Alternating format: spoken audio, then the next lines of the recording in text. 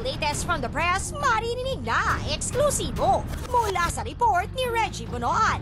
Janice de Belen sinagot ang patutsada ni John Estrada. Tamang sustento para sa kanilang mga anak, hindi nga ba na ibibigay ng aktor? Hindi na ata talaga matutuldukan ang bangga ang John at Janice dahil matapos mabanggit ng huli ang issue tungkol sa di umano'y hindi tamang sustento ng dating asawa sa kanilang mga anak, ay agad na bumanat ang aktor.